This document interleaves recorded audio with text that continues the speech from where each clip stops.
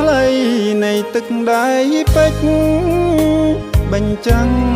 រមលិចនៅវប្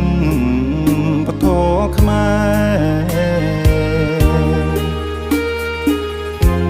ជាច្រើនក្បួនច្បាប់ដែលគ្រូចាថាទុកក្រន់ឲ្យខ្មែរដឹងគេ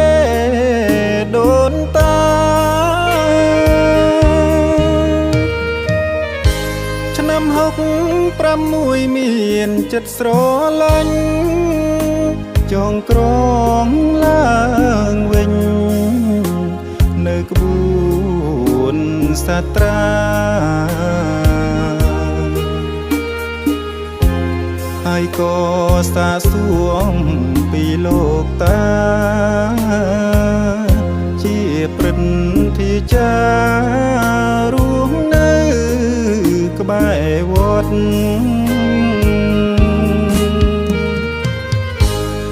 30ឆ្នាំថ្លៃច្រើនក្រៃក្បួនច្បាប់ដែលចាសម្រាប់ជាធម្មទិញស្នាមកដល់សពថ្ងៃល្បីគ្រប់ទិសាទឹកដៃអង្គចារដ្ឋាដំកើងនេះហើយទឹកចិត្តល្អពិតឥតខ្ចង់មាននាមពីរួងឈ្មោះខាន់ដកោ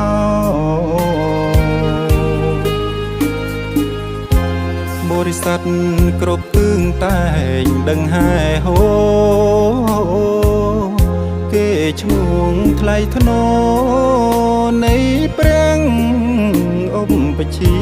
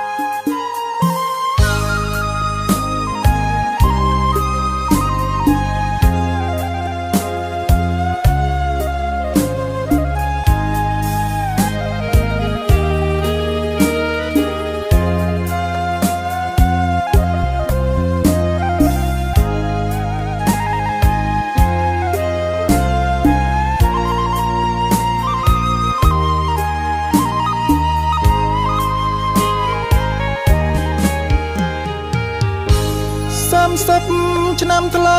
ច្រើនក្រៃក្បួនច្បាប់ដែលចាសម្រាប់ជាធម្មទិញស្នាមកដល់សពថ្ងៃល្បីគ្រប់ទិសាទឹកដៃអង្គចារដ្ឋាដំកើងនេះហើយទឹកចិត្តល្អពិតឥតខ្ចង់មាននាមពីរួងឈ្មោះខាន់ដកោ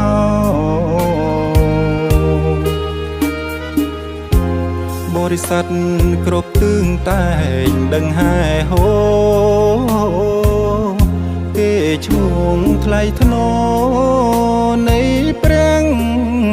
ឧបជា